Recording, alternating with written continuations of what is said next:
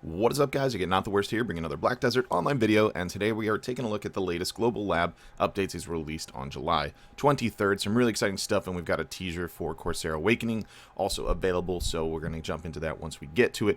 A few other things first. If you were wondering if there's going to be a quest line for the new mansion that was just added, you're in luck. There's now a prerequisite to it before you can purchase it for 50 contribution.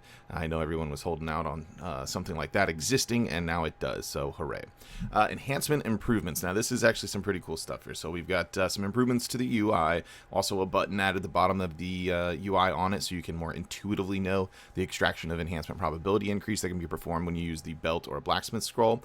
And then here's the big one for it. We knew this was coming up for a little while, but this is big news here.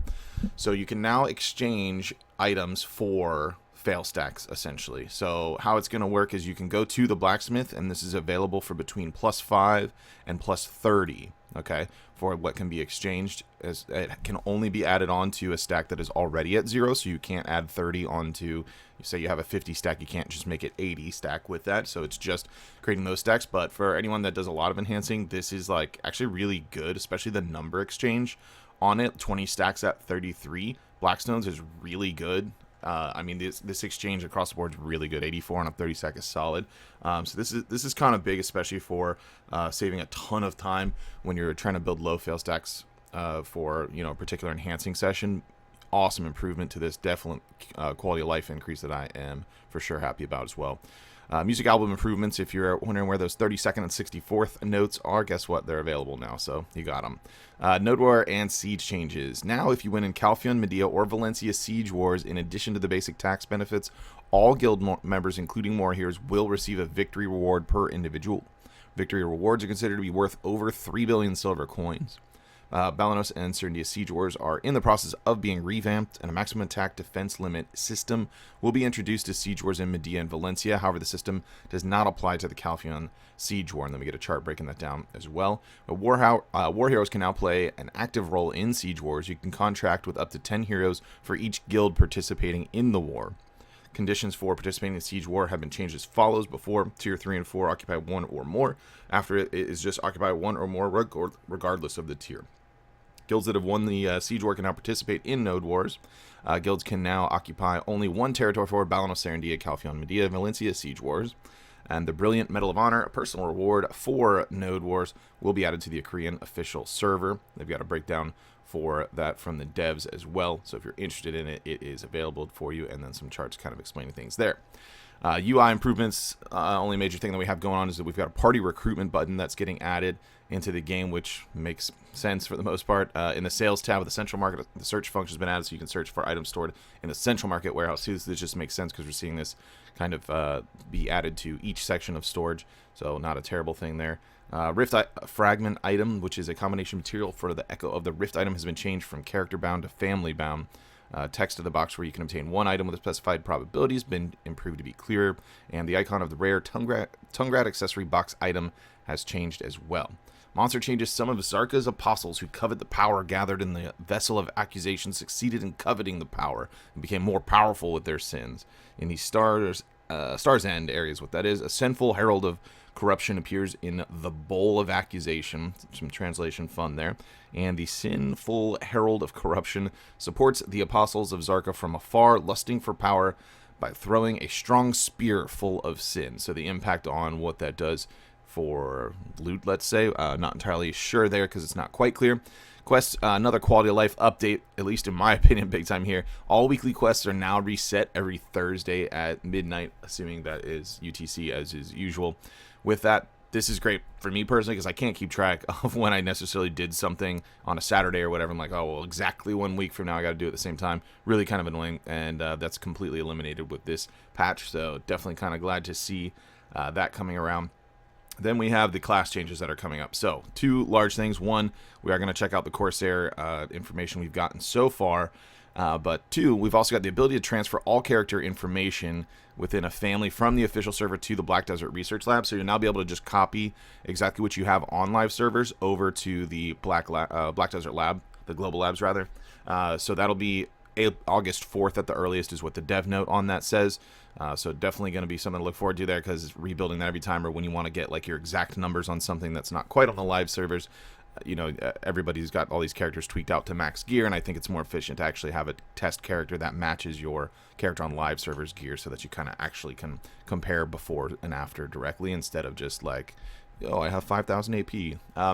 We've got the name of the PvP attack power effect on skill add-ons are being changed to human additional attack power. So I guess this didn't occur to me, but so the actual effect is applied to all human subjects and not necessarily just player characters. So they're going to change the effect to actually say that. That never occurred to me prior, so that also has some amount of impact if you farm a place with human mobs like Castle Ruins or Bloody Monastery, especially if you're using like human damage crystals already for that kind of thing. You could actually effectively use monster damage and PvP attack increase on your skill add-ons, and it should work, especially since they changed the name to go along with that. Okay, so now let's take a look at Corsair first. We actually have some buffs to the regular Corsair setup that we have now, and then a little teaser pick of the Awakening. So let's get through these buffs that we've got. There actually was some damage tweaks, which are a little bit further down. While using the Mayerka Jetstream skill, when linked with the Spiral Soak, the character rotates in the direction of the camera to activate. It's been improved so that the character stops even if you press the down key while using the Smooth Sailing skill left to right. It's been improved so the other skills can be linked directly during the stopping motion of Smooth Sailing. And when using Smooth Sailing, it's been changed to rotate briefly only when the enemy's in front. While Smooth Sailing and Ride and Wave skill is in use, it's been improved to smoothly connect with the Prime, Mayerka Jetstream, Mayerka Spiral Soak, and Sea Stroll as well. When using the absolute Smooth Sailing skill, all evasion rate increase effects applied have been changed to increase by 9% for 10 seconds. After using Ocean Melancholy, it's been improved to smoothly link with other skills. Been improved to smoothly link with other skills after the second hit of the Wave Lash skill. After using Wave Pout, it's been improved to link Raging Torrent skill. Activation speeds increased for Whale Song, Spiral Soak, and Jetstream, all your mermaid stuff. It's been improved to smoothly link the Sea Stroll and Serena Carol skill. Activation speed of the Whirling Slash skill has been increased. Absolute Whirling Slash and Prime have a 9% increase effect for all hit rates, so that's your accuracy for 10 seconds. It's been improved to smoothly link with other skills while using Splashing Around. When guards successful while moving backwards, been improved to smoothly link to the next skill or movement. And the bug in which the mark for the critical hit probability was not exposed in the skill title /3 through absolute has been corrected. Description of the damage caused by Spiral Soak skill has been modified to match the actual effect. And then we got some PvE damage buffs. This is only PvE damage, not the PvP damage on your mermaid skills as well. We can see Jetstream picking up about 100% more damage there. Well, percent-wise, another 100 to its total of percents, I should say. Whale Song goes from 1,200 to 1,300, and Spiral Soak from 1,200 to 1,400. So a little more damage. These should be a bit more fluid, and you should be able to transition between the skills for it. Is this going to give Corsair what we think it needs in order to be a competitor in the PvE scene? On paper, it doesn't look that way, but let's see how it kind of plays out. The skills being a little more flowing with each other and a little more damage is definitely not a bad thing, but I'm not sure that this brings it up to snuff with even just the mediocre grind characters from that. After using Wave Pout, it's been improved to more smoothly use Storming Gale and Wave Lash. It's been improved so that the last blow is activated when Whale Song skill is used while using the Sea Stroll skill. Bug fix on some slowness with Tide's Kiss, and when using Crashing Wave, the forward distance has been reduced on it. After using Wipeout, it's been improved to link more smoothly with Riding Waves, and after the second hit of Sea Stroll, it's been improved so that it can be linked with Jetstream skill, and the bug in which the character's costume was abnormally displayed during the skill demonstration of Sea Stroll has been corrected. Great. Now here's the Awakening teaser that we get. So, I gotta be honest, I was going with Team Trident as far as the rumored guesses of what the weapon was gonna be. So seeing another form of sword, not upset about it, but just not what I was expecting. Definitely wouldn't have guessed that. Of course, just a teaser here, so there could be who knows what to go along with it from there. We have no idea. Of note, also not sure what we're doing with the leg, if it's maybe standing one directly behind the other. She's got her legs crossed because she has to pee really badly or something along those lines, or we're running like a peg leg setup. I don't know, it'd be a little weird if it was a one-leg character, so I feel like there's some amount of bait there. She's doing like a flamingo stance where her like, you know, leg is like going like this or something. Something's going on here, but I'm not entirely sure.